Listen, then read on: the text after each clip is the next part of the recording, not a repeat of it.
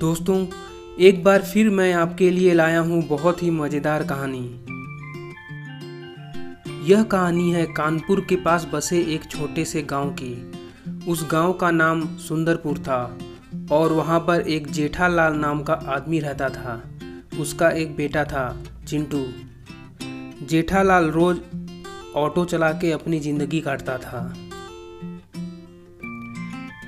जब भी वह ऑटो चलाने बाहर निकल जाता, चिंटू अपने दोस्तों के साथ निशाना लगाने का खेल खेलता। वह एक डंडा गाड़ देते और उस पे निशाने लगाने की प्रैक्टिस करते हैं। उसके दोस्तों का निशाना बहुत अच्छा था, लेकिन चिंटू जब भी निशाना लगाने की कोशिश करता, उसका निशाना कभी भी नहीं लगता। एक दिन उसने निशाना लगाने की कोशिश की। वह पत्थर जाके एक आदमी के पास गिरा। वह आदमी एकदम डर गया। फिर उस आदमी ने उन सारे बच्चों को वहां से दौड़ाकर भगा दिया। इस तरह कुछ दिन बीत गया और स्कूल की गर्मियों की छुट्टियां शुरू हो गईं। चिंटू भी अपना साइकिल एकदम तेज चलाकर घर की ओर आने लगा। घर पे आके उसके पिता ने उसको कहा, बेटा सोच रहा हूँ इस गर्मियों की छुट्टियों में तुमको नाना के घर छोड़कर आता हूँ। वहाँ पर आम का बागीचा भी है, वहाँ पर तुम्हारा मन लगेगा। तभी चिंटू बोला, ठीक है पिताजी, बहुत दिन हो गए मामा के घर गए हुए। उसके बाद चिंटू के पिताजी चिंटू को ऑटो में बैठाकर नाना के घर की ओर निकल जाते हैं। चिंटू के नाना का घर रामपुर नाम के गांव में था। वहाँ पर उसके मामा आशीष और मामी सुनीता रहती थीं और उनका एक बेटा मनीष था। चिंटू के पिताजी ने चिंटू को नाना के घर छोड़कर वापस अपने घर चले गए और अगले ही दिन चिंटू अपने नाना, मामा और मनीष के साथ अपने बाग की ओर घूमने निकल गया। उस बाग में बहुत सारे आम के पेड़ थे। कुछ देर बाद चिंटू के नाना ने एक पत्थर मारा और पेड़ से एकदम पका हुआ आम नीचे गिरा दिया। इस तरह चिंटू के नाना और मामा ने मिलकर पत्थर मार के बहुत सारे पके आम नीचे गिरा दिए और इसी तरह कुछ दिन बीत गया। धीरे धीरे चिंटू ने भी अपने नाना और मामा से निशाना लगाना सीख लिया और वह खुद आम तोड़ने लगा। इस तरह उसका निशाना बहुत पक्का हो गया था। एक दिन नाना के गांव में एक गुब्बारा वाला आया। गुब्बारा वाले को देखते ही चिंटू के मामा का बेटा मनीष एकदम जिद करने लगा, मुझे गुब्बारा चाहिए। मनीष ने एक हाथ में खरीदे हुए गुब्बारे पकड़े और दूसरे हाथ में गुब्बारे वाले ने पैसे लेने के लिए थोड़ी देर के लिए उसको गुब्बारा पकड़ाया था।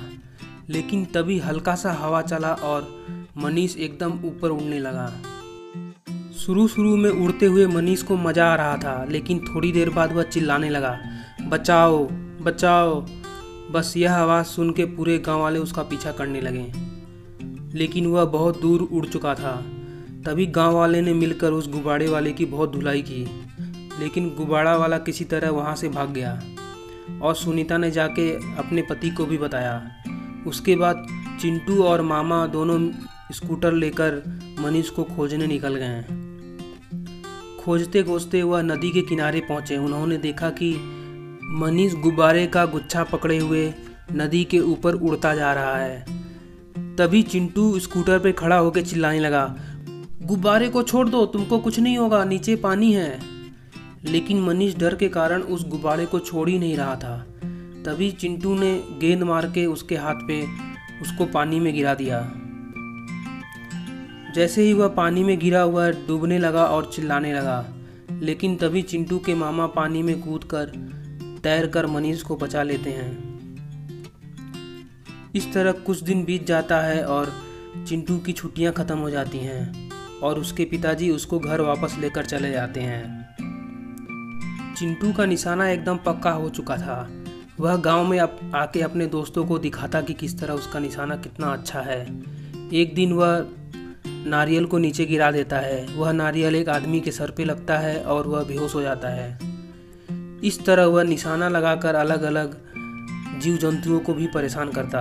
एक दिन उसने बिल्ली को पत्थर मार दिया।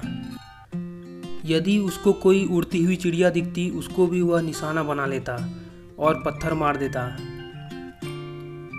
इसी तरह उसके गांव में एक लड़का नया नया साइकिल लाकर बहुत खुशी से चला रहा था। तभी चिंटू ने डंडा फेंककर उसके टायर के बीच में डंडे को फंसा दिया और वह बच्चा नीचे गिर गया। उसको बहुत चोट आई। अगले दिन उस बच्चे के पिताजी ने आकर चिंटू के पिताजी को पूरी बात बताई और उसकी शिकायत भी की। ये तुम्हारा बेटा चिंटू बहुत बिगड़ गया है, ये सबको परेशान कर रखा है गांव में। तभी चिंटू बोलता है, वो अंकल झूठ बोल रहे थे, मैंने किसी को परेशान नहीं किया, वो कोई और कर रहा था। इस तरह वह झूठ बोल के अपने पिताजी से बच जाता था। एक दिन चिंटू अपने दोस्तों के साथ पेड़ पर निशाना लगा रहा होता है, लेकिन तभी वह पत्थर जाके उसके पिताजी के हाथ पे लग जाता है और उसके पिताजी ऑटो लेकर वहाँ पर डगमगा जाते हैं और पत्थर पे पड़ते ही उनका ऑटो पलट जाता है और जाके ट्रेन के उस पार गिरता है। किसी तरह उनकी जान बच जाती है। उस दिन चिंटू को अपने गलती का एहसास होता है और वह लोगों को परेशान करना छोड़ देता है। दोस्तों, वीडियो को लाइक करें, शेयर करें। अगर और कहानी देखना है तो नीचे कमेंट भी करें।